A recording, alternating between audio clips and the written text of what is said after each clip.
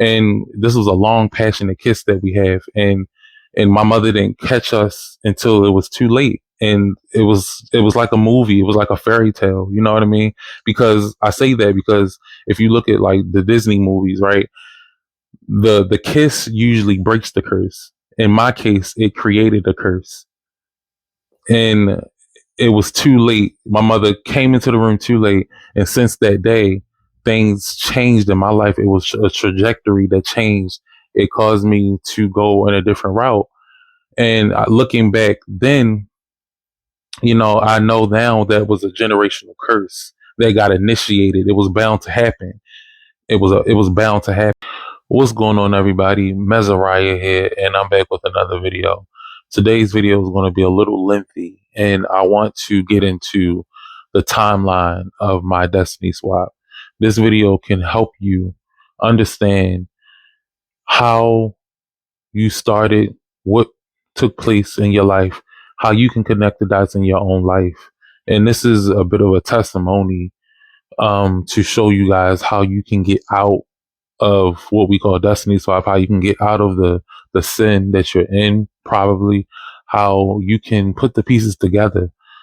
So before we start this video, I want you to please like, subscribe, comment, share this video with anybody that may need help, that may need understanding, spiritual guidance, and understanding of the workings of God to apply to their own lives. So I want to start off by talking about where everything started with the beginning of Destiny Swap for me. A lot of us think we know where it started, but a lot of it started when we were kids. And I spoke on that briefly on another video, right? But these are the details about the beginning of my Destiny Swap, so it can relate and resonate with you in some way if it does. So when I was 4 years old, I was caught in this semi-sexual relation thing, or the semi-sexual experience with a cousin. And I was 4 years old, and I didn't really know any better.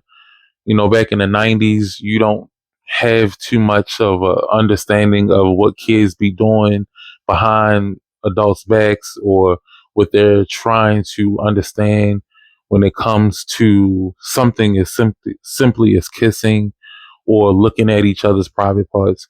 You don't understand how it can affect you as a child, and how, when you have parents that grew up in a different time, things like that probably transpired, but it didn't. For me, I know for a fact it was I say it was a sexual thing, because what happened between me and another family member when I was 4, it was just a long, passionate kiss. And I always look at my story as a fairy tale type of story, because that one long, passionate kiss initiated a curse in my life for years. It all started with that one kiss. And of course, I didn't know any better. He didn't know any better. And we were just doing what we felt like we could do at the time. You know, we were in a room, and this was a summer night, and it was a cookout. It was, I believe it was the summer of '98.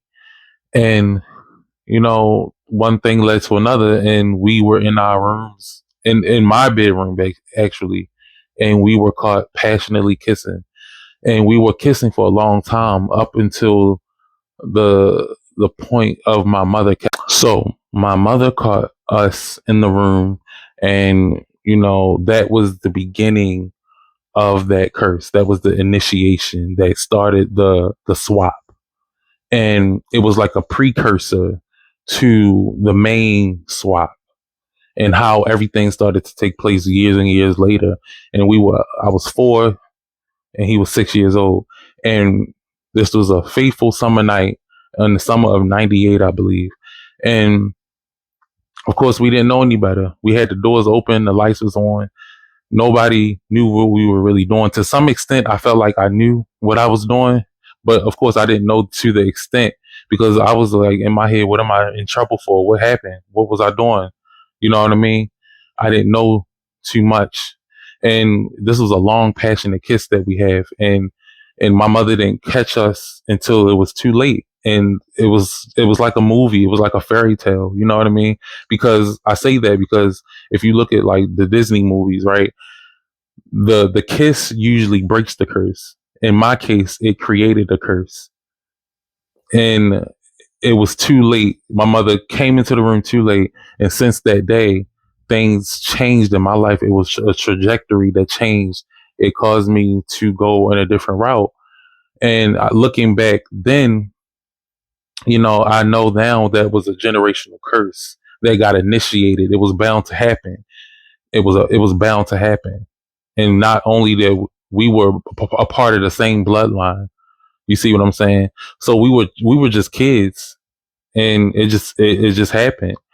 And looking back, his demons had came onto me. Everything that he was going through as a kid, I started to go through. He was bullied, rejected. He was an outcast. I started to become that, and it started to show, and through my peers.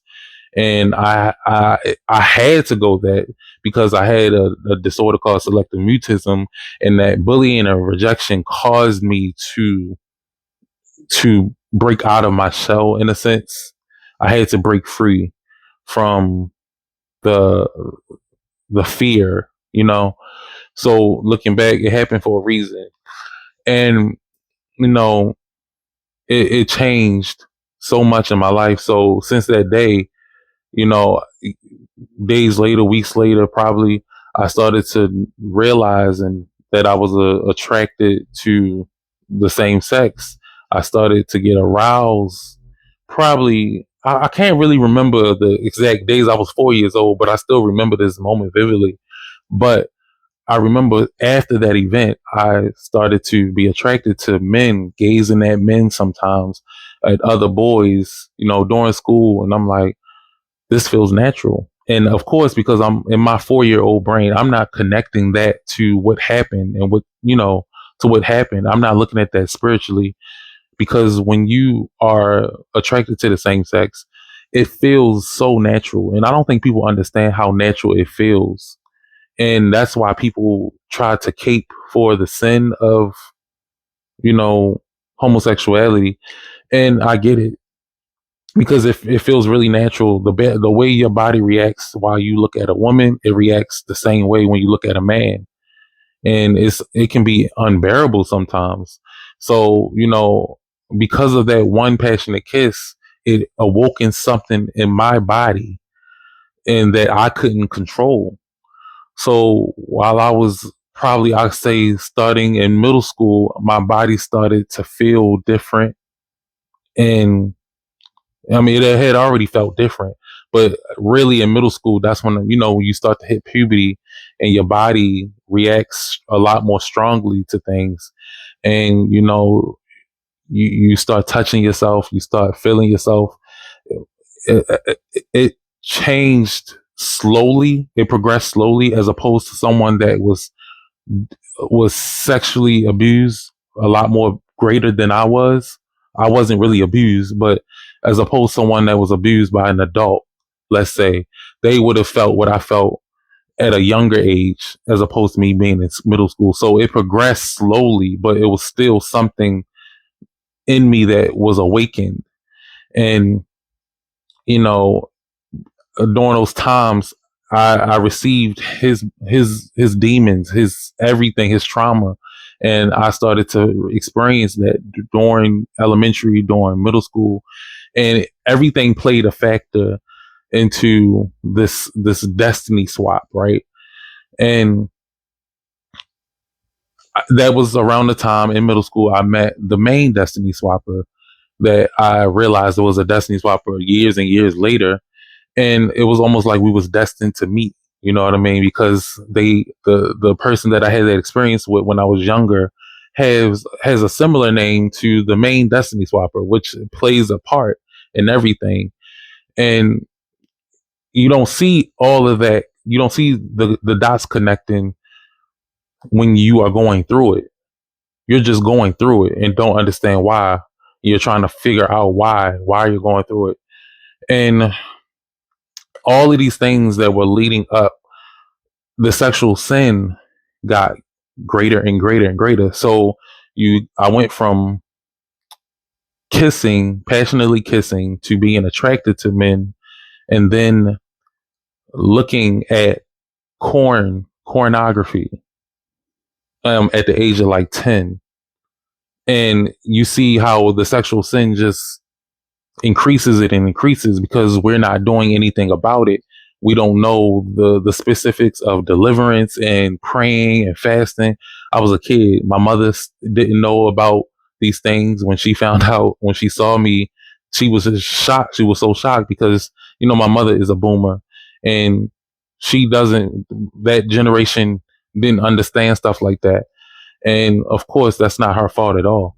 But it happened for a reason. Things happen. And I went from pornography to now trying to feed my flesh some more. I started to touch myself, and I started stroking and groking and doing all that because I knew that the erections when you're hitting puberty, they're beyond this world.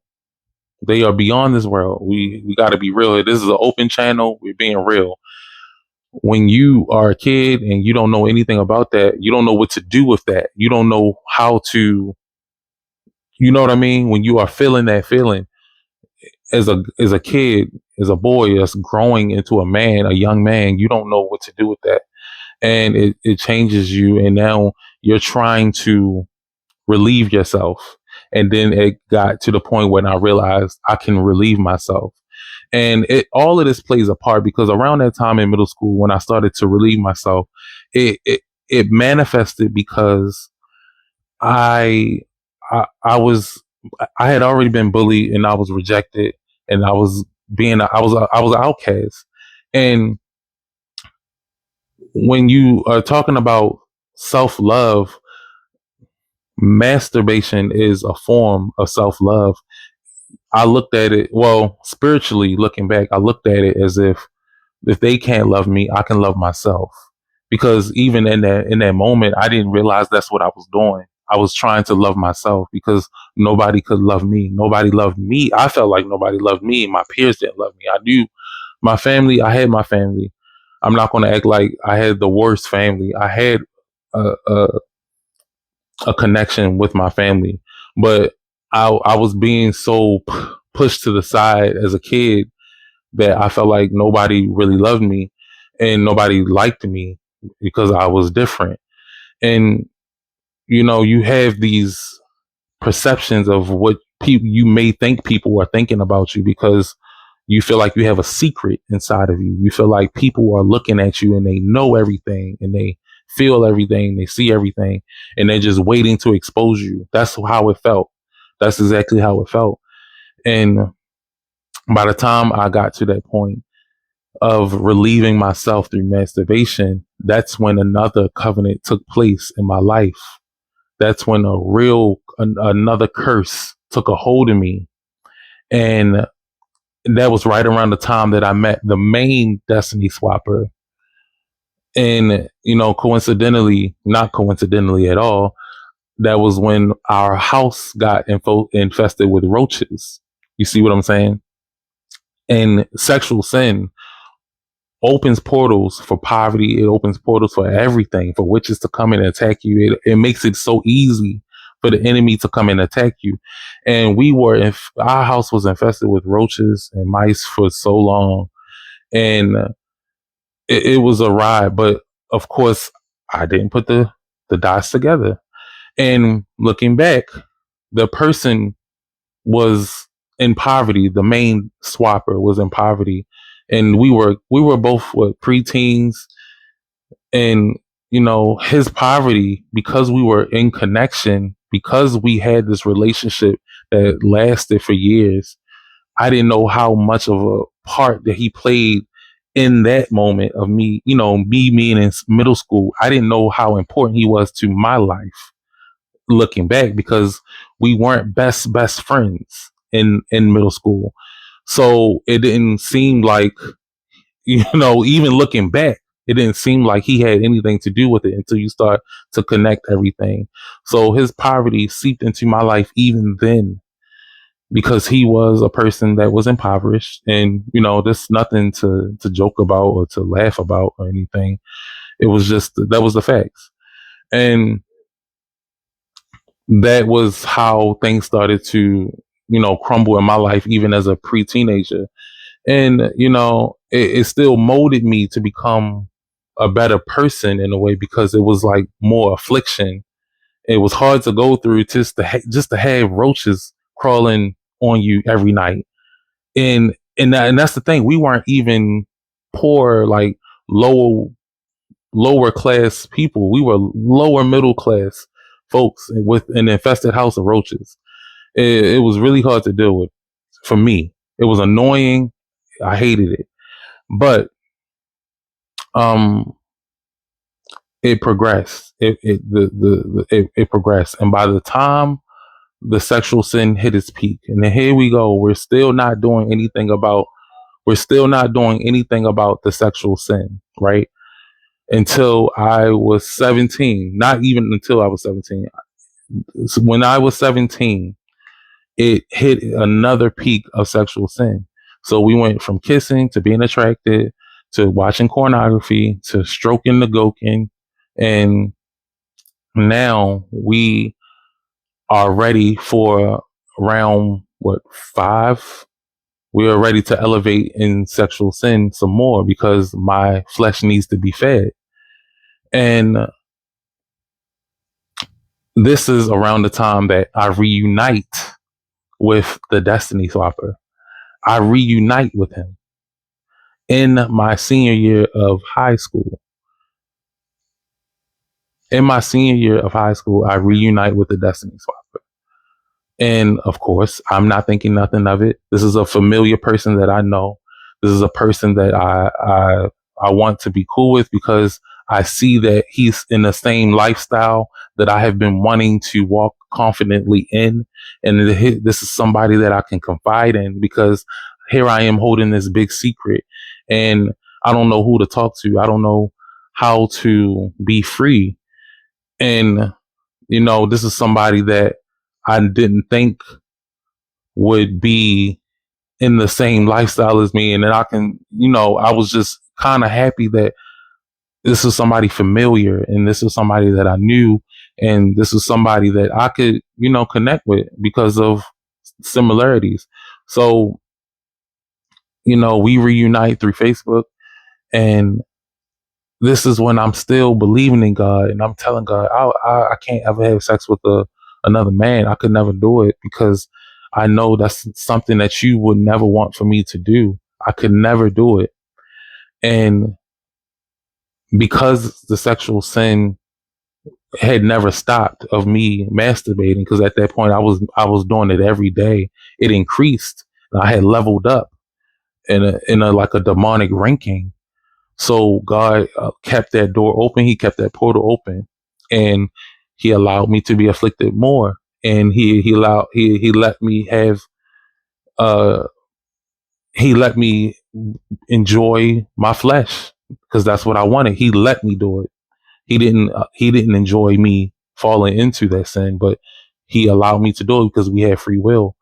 And I I had sex with a man, and this was after we reunite. This was probably a few weeks after we reunite.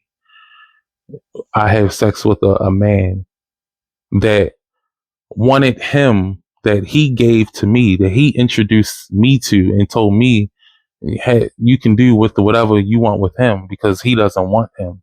And this is how low my self-esteem was, because here he is giving me his hand-me-downs, and I'm, you know, because I'm so enamored with one. So I felt so enamored and so interested in doing something with a guy, that I was willing to take someone's sloppy second that was offered to me by this person. And that's all on me. That was my mind feeling like I wanted to fill a void and feel something, feel love possibly. And what amazes me is that I wasn't going to do anything with him. I was about to leave because I was scared to do anything. I was innocent back then, and I felt like pressured to do it. And it's always those decisions that make or break us, that cause curses or blessings. Everything that we do can change our reality. That one decision that you make when you decide to go back to something, or not change your mind, or change your mind about something, can you and be initiating yourself into a curse or a blessing. And at that time I had fell into a big hole. And I remember feeling so overwhelmingly guilty. I felt like God had slammed that door in my face. And at the same time, I felt like a weight was lifted off my shoulders, because it was like I wanted to experience that, but I wanted to feel free. Oh, excuse me. I dropped my thing. I wanted to feel free. And of course, I still winded up not feeling free. Now, I want to take you guys back a little bit, because I showed you how me and my friend reunited, but I didn't say why, how we reunited. I didn't go into detail. So, I made a video some time ago about how there are different pointers or different parts in your life where you can see where the destiny swap initiated and where it started, how it started, who caused it. Now, I told you the very beginning of the destiny swap. There are many point points of where it could start. There are precursors, then there's the main plot. There are different parts of where you have a chance to stop it. And God is basically foreshadowing what's to come, and he's giving you insight of your life as you're living it, but you just have to pay attention. And when we go through the years, you have to be able to pinpoint where things went wrong. And when I met certain people like the main Destiny Swapper when I was younger in middle school, that was a precursor, that was a foreshadowing. And he had gave me time in between that, to the point where I got to high school and we reunited. Do you see? So during that time, I was still working on myself. I could have worked on myself a bit more, but I still had a door open for somebody to come back, and to come back in a very drastic way, where they are, in a sense, influencing me, and their demons that they are dealing with are being projected onto me. And it's no coincidence that I would do something like having sexual relations with a guy 2 weeks after reuniting with him. After I said to God, I don't think I will ever do that. You know what I mean? You have to make those connections.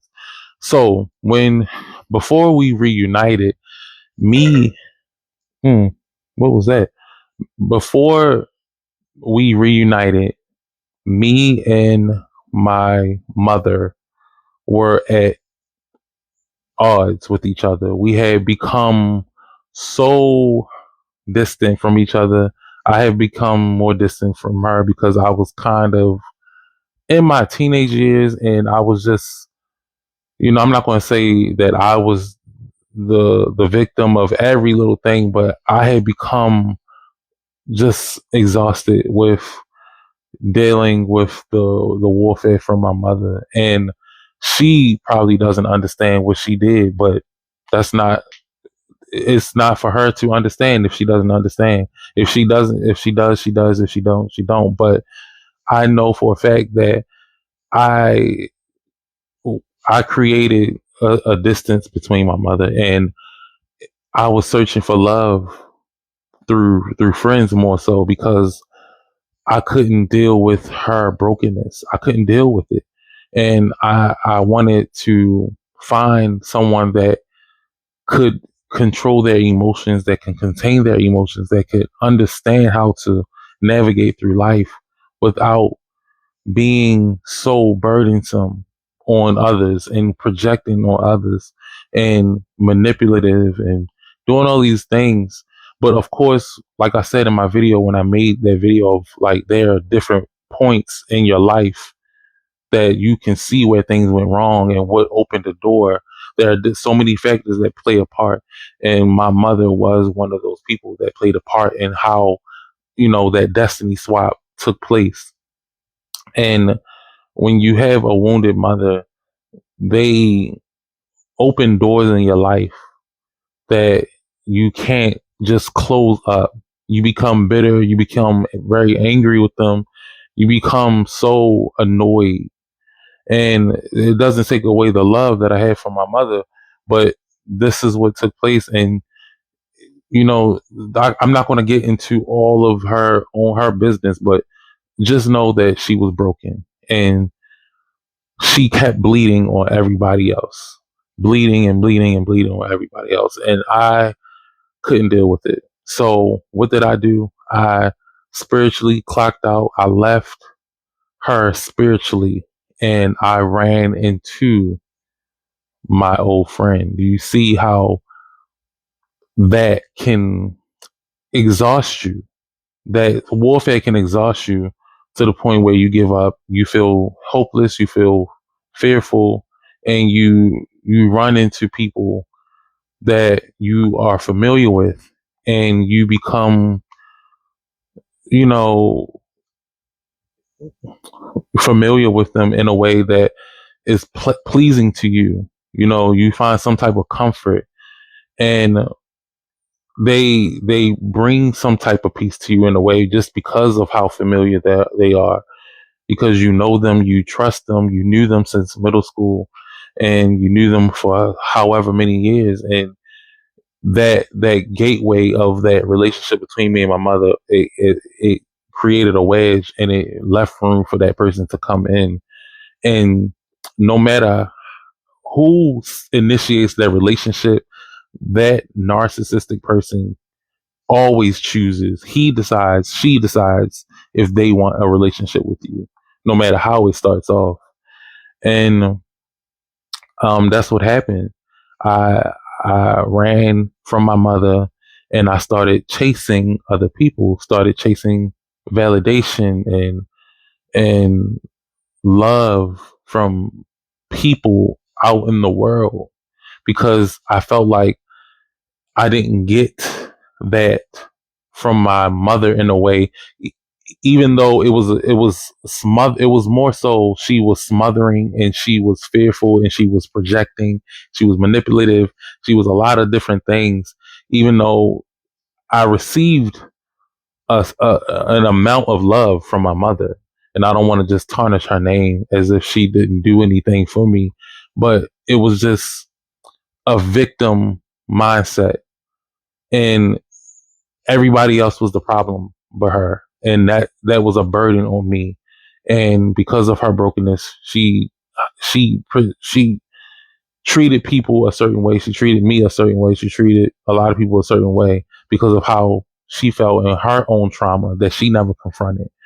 And that created that door, and that bridged the gap of how we reunited with my childhood friend from middle school, and that curse took on a life of his own. And I made a whole video about how God talked to me directly, of how he showed me an actual sign that cannot be denied of what God was trying to warn me from, protect me from, so I wouldn't fall into the same trap again. And um that's how that took place. So by when I was 17, that curse initiated right before I graduated high school. It was months before I graduated high school. And that was another curse on my life. And that's when the destiny swap took place. So my mother opened another door for more sexual sin to come into my life because of her own brokenness. It's a trickle effect, y'all. This is a trickle effect. This is a trickle effect that you fall into, and it goes and goes and goes until you are utterly destroyed. Now, I'm not putting all the blame on my mother. I'm not putting all the blame on anybody, because we all have free will. We all have choices to make, whether they're hard choices or not. So, um, that opened a door for me to have more, to please my flesh more, and to have sexual relations with a man. And when we are talking about that, that is an abomination to God, and it it kind of seals the deal with your standing with God, and that was me basically picking a side, and I felt that. I remember feeling that in the moment of me realizing, what did I just do? Why did I just do that? It is a very dramatic thing when you have sexual intercourse for the first time. It is very, that feeling afterwards is just like, especially when it's of the same sex between two guys, it's like, wow, I can't believe I just did that. And your mind is gone. Your the way you think, your perspective is changed. It is everything is just changed completely. And I knew right then that my life was changed. I didn't know I didn't know how bad or the extent of this, but you know, it changed. And looking back, of course, because I didn't realize anything until I got older and I looked back on everything, and I started to see things change, and I started to dwindle. I was very fearful of everything. It was just, life was crumbling. I started to see my blessings just leave. And of course, at that time, I didn't see my blessings being transferred to this person that was next to me all of these years. Because after I made that covenant with having a sex with another guy, that person, that destiny swapper, was in my life for years. And I didn't know what was taking place. We don't know things about witchcraft. We don't know these things. This is why Yah tells us that we perish for lack of knowledge. This is a real thing. The end goal for the enemy is to make us perish without the knowledge of Yah, without the knowledge of Christ, and knowing Christ and putting your faith in Christ. And and that's crazy. I was still believing in God, no matter what I was doing, no matter what sin I was in. I was still proclaiming God. I was still loving God, trying my best to love God, of course. And my blessings were dwindling, and I was losing everything. And I was in college, and I just couldn't contain the knowledge that I was learning in my classes. I was failing my classes, and everything was falling apart. I was stressed out on my job. I, you know, I was just in shambles. I was still being bullied as I was getting old. I was still being bullied at 17, 18, being disrespected by people, just being in the realm, in the midst of people, not knowing or not having boundaries. And it was because I had opened that portal. Sex is so powerful that it opens portals for people to come into your life. It clouds your judgment. It messes your brain, the chemistry of your brain up, and you will not know what is happening to you.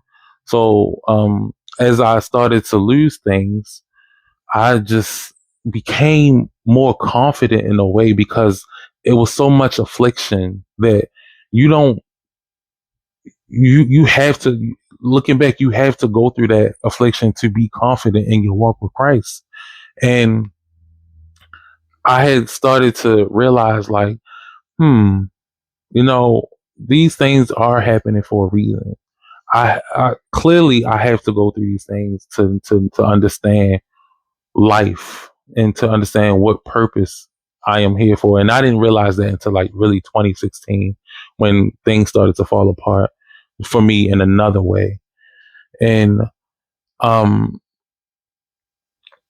So at a certain point in my life, I kind of just started to flow because I had lost my cars. I had lost jobs. I was working every other at other, any place that I can imagine. I had so many different jobs, and I had gained a level of experience in life of how things come and go, and I started to just cruise through life in a way while going through intense warfare, while still losing everything and just being okay with losing things. And of course, I am not making the connections of what this Destiny Swapper is doing simply by being around me, playing on my confidence, playing on my self esteem, being a passive aggressive. And, you know, he wasn't the only person doing this, but I was always a person that would make jokes with people, would always smile with people, have make light-hearted jokes, sometimes probably offensive jokes, but it was something very peculiar about this person, and I couldn't put my finger on it. He would always make these very, very passive aggressive things, and then he would mask it as, oh, he's just being very truthful.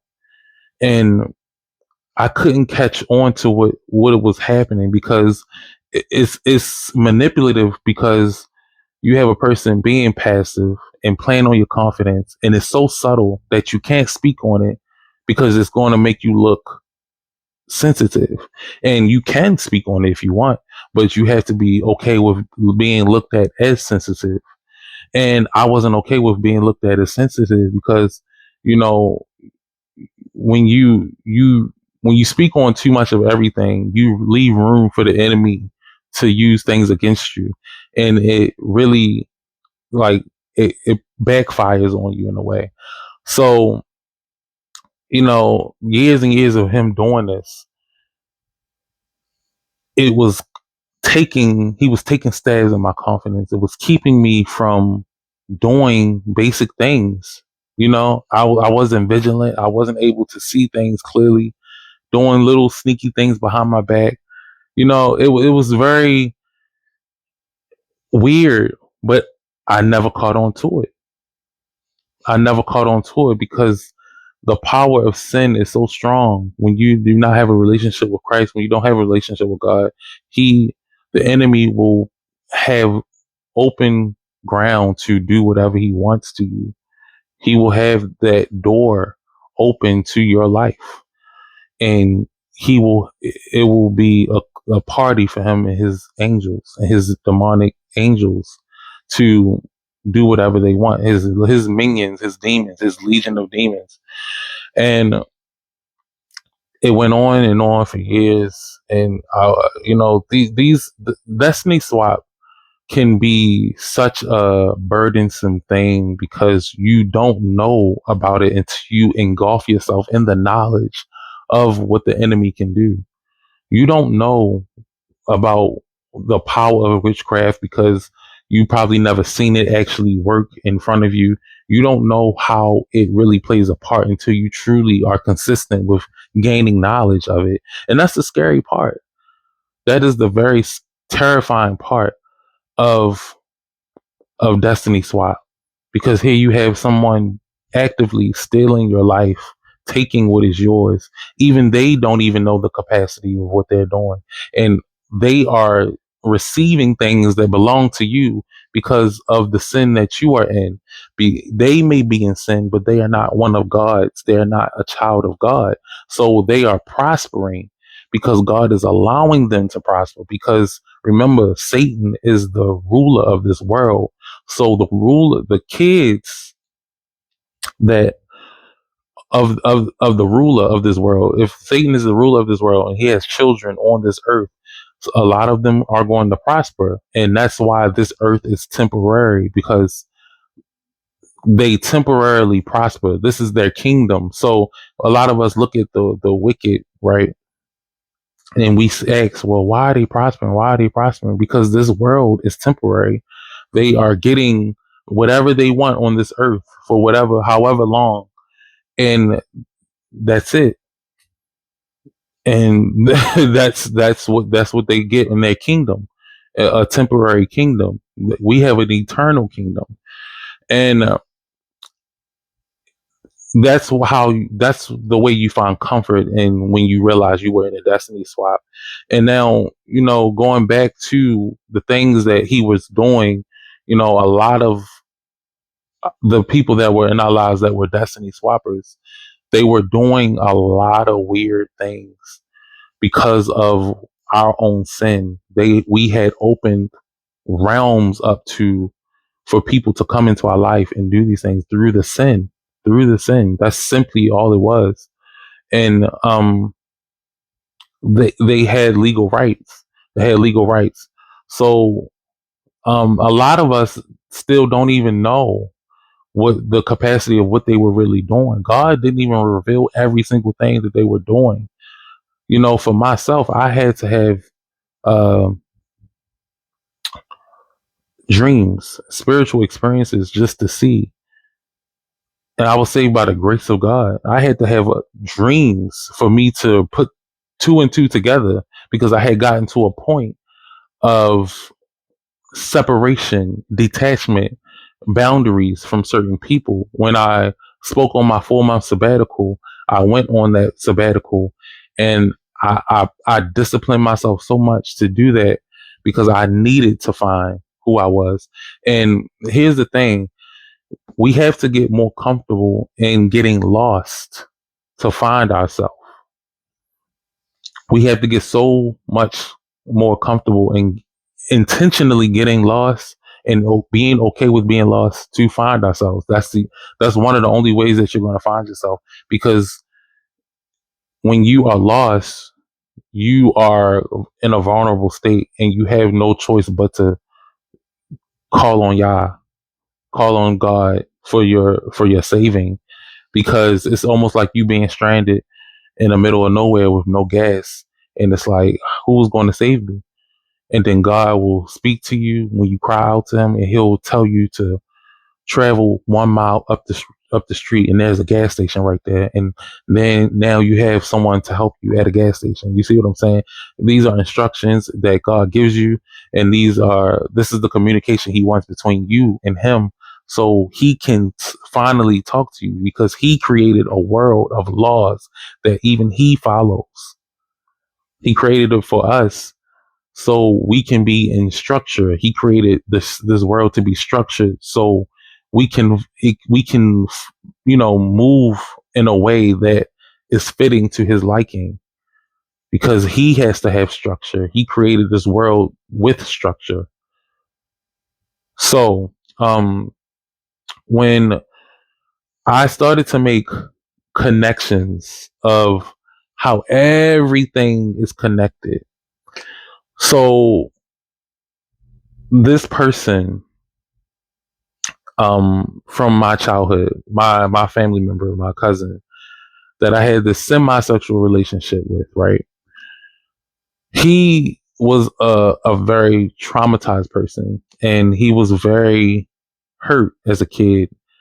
And because, like I said, he, projected his demons onto me. His demons came onto me that night when we were caught doing what we were doing, and just in general, because he became a person that would be passive aggressive with me. Even as a kid, he would joke with me, but it would be in a bullying way. He would really pick on me and a lot, and it was just a little hierarchy between cousins. He was a little older than me, I was younger, so I don't take it personal.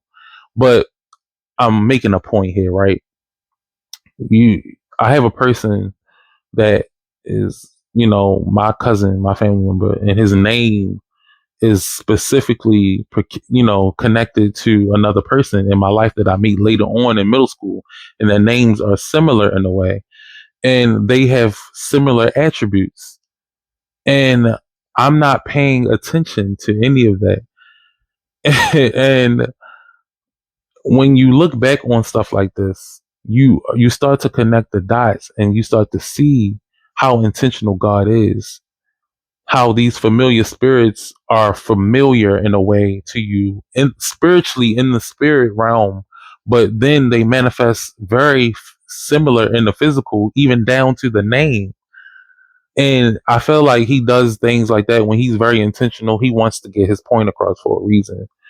And it's almost like I find this so interesting. I probably can't speak on this, but um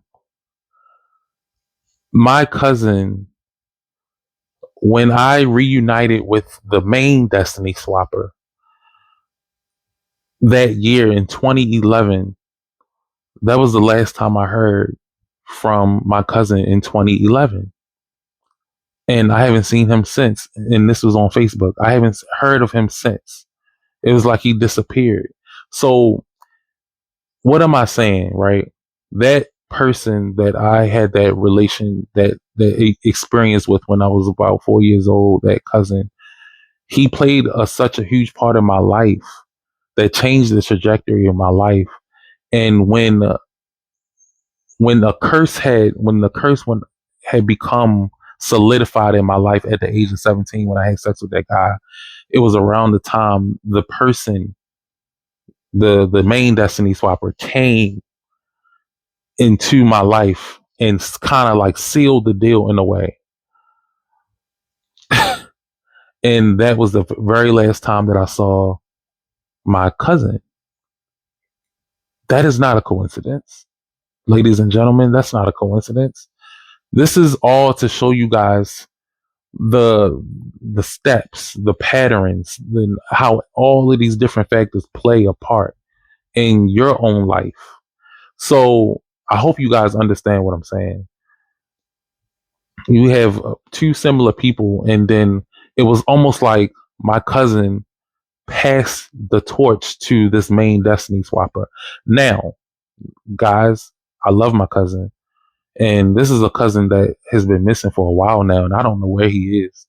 And the family doesn't know where he is. But that person never met the main Destiny Swapper. It was just spirit, everything was spiritual. And it seemed like he passed the torch to my cousin. I mean, to the main Destiny Swapper. I'm sorry, to the main Destiny Swapper. And he kind of solidified something where he was able to reap and take things from my life for so long. And essentially, because we were kids, when it comes to me and my cousin, I don't take that personal because we were kids, we were around the same age, trauma bond in a way, in a sense. It was a lot to that, so I don't that was a family thing. That was a family generational thing that affected two kids. You see what I'm saying? But it seemed as if he had passed that torch to my friend that was the main Destiny Swapper, and he carried out a mission that he was going to pass. Now, when we talk about Destiny Swappers, I don't want y'all to think that every single Destiny Swapper is very, very aware of everything that they're doing. But you have to understand, when you are in this world, you are being either controlled by the devil or you are being controlled by God. And some of us, or some people, excuse me, some people are controlled by the devil unknowingly. Some people are controlled by God unknowingly. But then we have people like me and you that know what side we are on, and we are choosing God every time.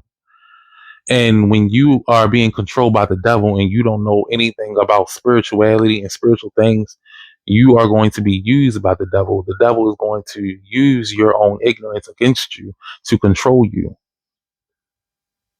So this is what I mean when we're talking about things like this to this magnitude, Destiny Swap.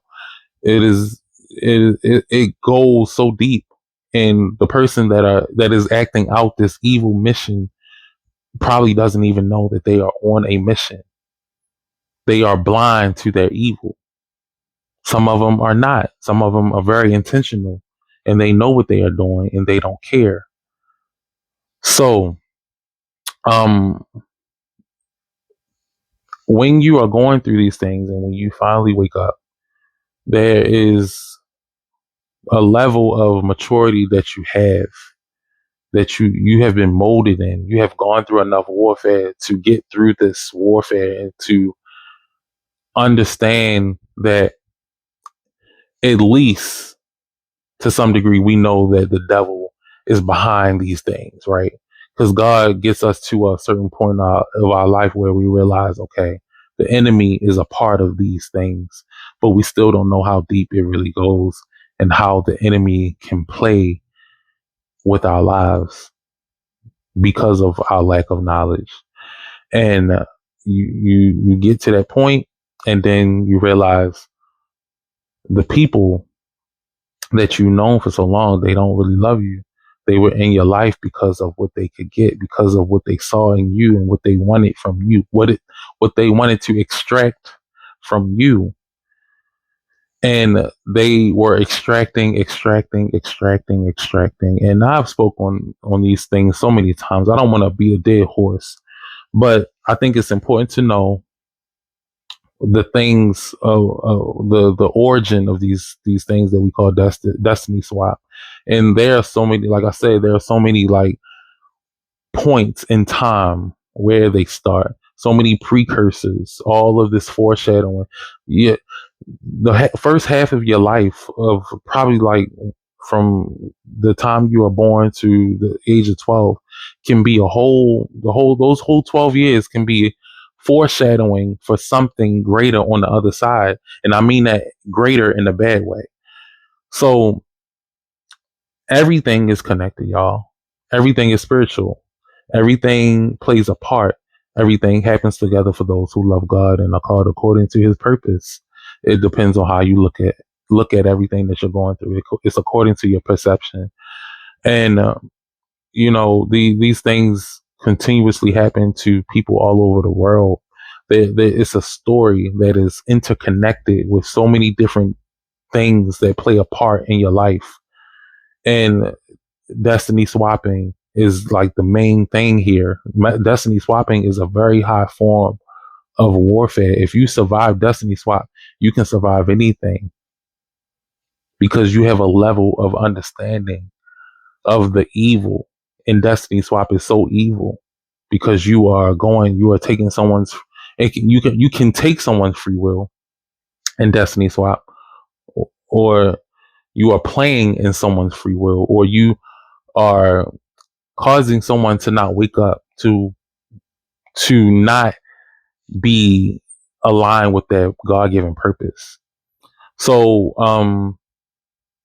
when you look at the signs of certain things that you guys have gone through, when we talk about the attacks, some of y'all probably went through abuse, much more greater things than I went through. When I'm talking about physical abuse and verbal abuse and these outright things, right? And those things were extracting your confidence to act out the walk that you have. So you don't understand, every time that person got you to react, they stole something from you and they added it and applied it to their life. They distracted you so much on purpose, probably to keep you from being great, while they kept their time, kept their energy, and took your confidence by abusing you. And they were able to climb the ladder and be great and do all of these great things. And you have done great things and you have done amazing things, but you haven't reached your potential. You haven't reached where God intended for you to be in the first place. And they were literally sent by the enemy, by the devil himself, to distract you from what you are to do. And then we have the people like my friend that was the destiny swapper, the main destiny swapper. He was a very sinister, calculated, strategic person. trying to keep me from my God-given purpose. And that's the scary part about a lot of people that have people that are very calculated, strategic. Be very leery of people that are calculated, strategic, and very standoffish or isolated for no reason, when they really don't have a real reason to be those things. We all have emotions, we all have defenses, and we all have defense mechanisms to a point, to a degree, to protect ourselves. But when you know a person and you know their story and you know who they are, and they are being all of these things that I listed really for no reason, then you have to be very leery of that, because these people will take from you, steal from you, and you won't even notice it. They are so calculated and so snakish that they are able to keep you in this state of confusion that you won't even realize until you take a step back. And here's the thing: when I woke up to my destiny swap, I didn't realize anything until I stepped back, until I took a step back. And that makes you rethink everything. This wasn't a build up in a way where I'm keeping notes, I'm keeping tabs on this person because I feel like he's slighting me. Probably towards the end of the friendship, but throughout the friendship, I wasn't keeping tabs. I thought this person really loved me. I thought this person cared about me. But no, lo and behold, no. This was a whole person that I did not know. And you you probably have a friend that you never, or anybody, a relationship that y'all don't even argue. Y'all don't even argue. And then out of nowhere, you getting these spiritual downloads of, this person is doing that. This person is doing that. And it bombards you because it's like, I never thought like this before. Why am I thinking like this? Why am I having these thoughts about this person doing this? And this is what God is trying to show you. He's trying to tell you the behind the scenes, the all of the wickedness that somebody is doing behind your back. I say all that to say, um, your your life needs to be guarded. You have to keep yourself protected from sin, from sexual sin, because like I said in the beginning, sexual sin is what opens you up to all of these things.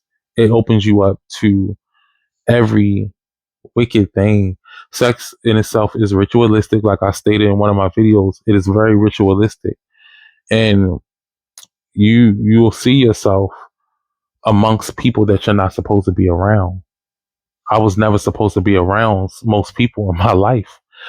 I mean, essentially, it taught me many lessons.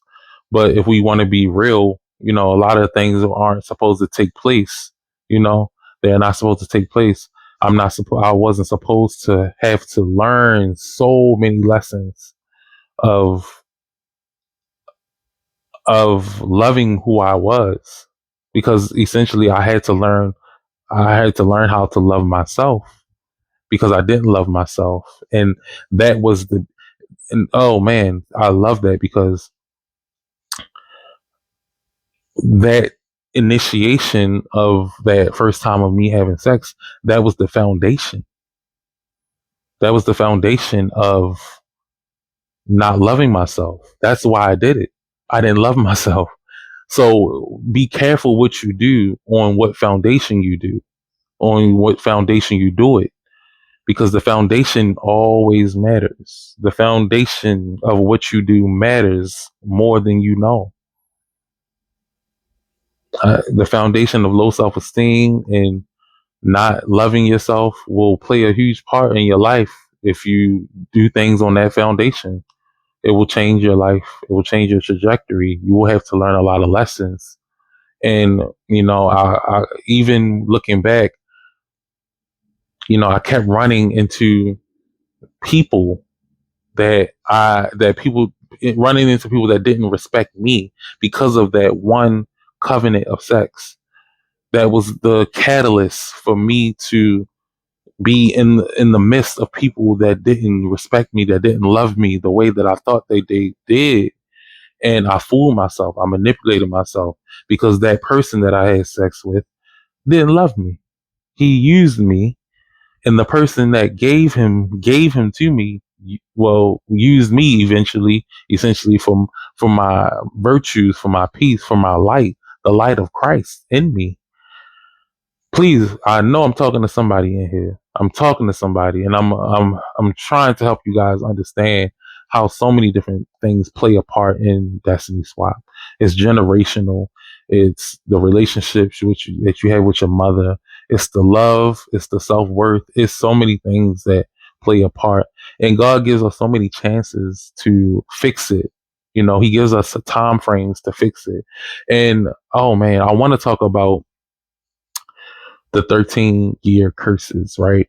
Because I want to touch on this a little bit because I forgot to add this part.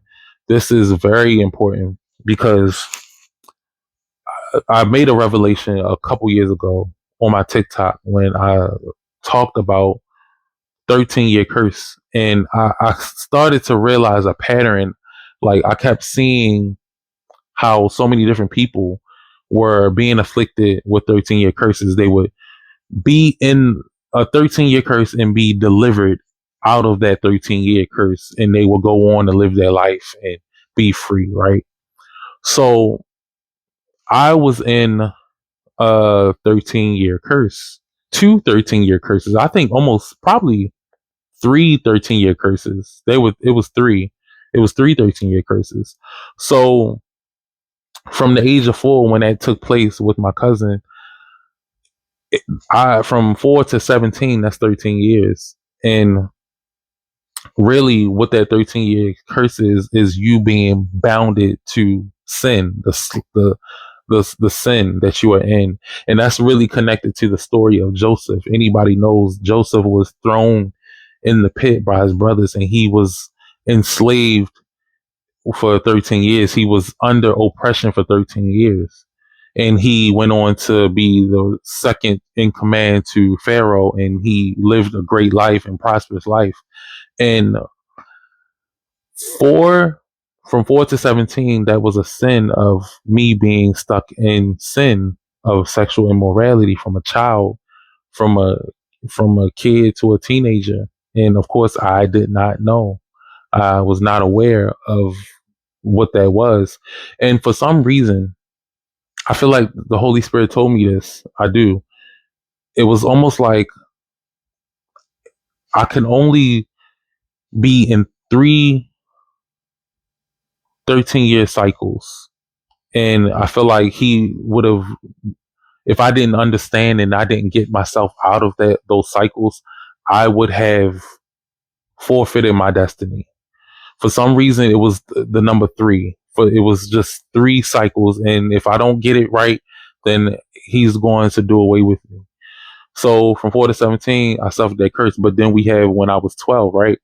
That was another curse that initiated another 13-year curse because for 13 years I was addicted to masturbation. That was a curse in itself, being addicted to masturbation from 12 to 25. I had 4 to 17 and 12 to 25. And then I had 17 to 30. And that was really the same age as Joseph from 17 to 30. So here I am. It's like I'm in almost like three cycles of curses while I'm in this destiny swap, and they all are 13-year curses because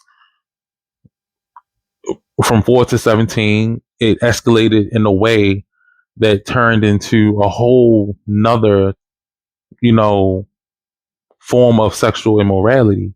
It increased and increased for 13 years.